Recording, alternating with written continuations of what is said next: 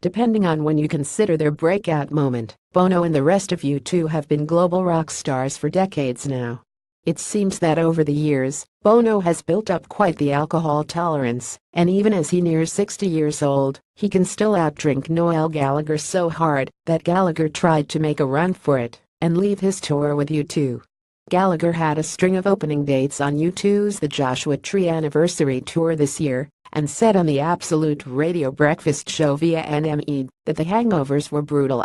He said that after a show in Dublin and an after-party, he woke up the next day, not realizing he was in Bono's guest house, to a phone call from the singer. So he says, "Oh, you're alive anyway, come on, everybody's here waiting for you," and I was kind of going, "What for?" He said, "For the lunch I'm throwing in your honor, their 75 guests have arrived."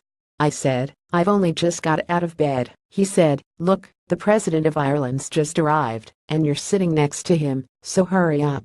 So I had to get showered, get up there, weigh, and all that. The lunch started at 3. Do you know what time it finished? 4:10 in the morning. It was after that day that Gallagher called his manager to get him out of touring with U2. When he actually tried to escape, he was caught in the act by Bono himself, who was wearing his dressing gown, with 2 beers under this arm, eating scrambled eggs, listening to opera. Gallagher then got on a plane to Paris with the band, and that's when he realized how impressive Bono's drinking abilities really are. He was going, "Where you going?" I was like, "Well, I was gonna go to Paris for this gig." He said, "No, stay here, come on a private jet." So we get on the jet, more boozing.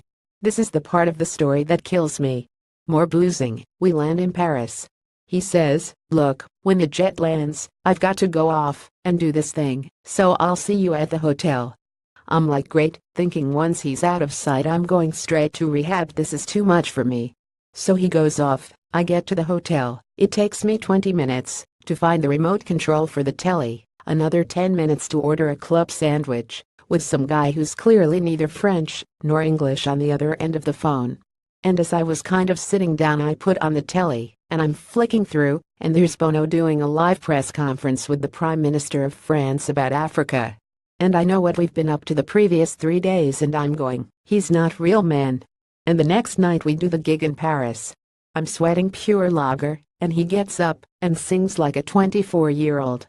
And I'm like, I've had enough.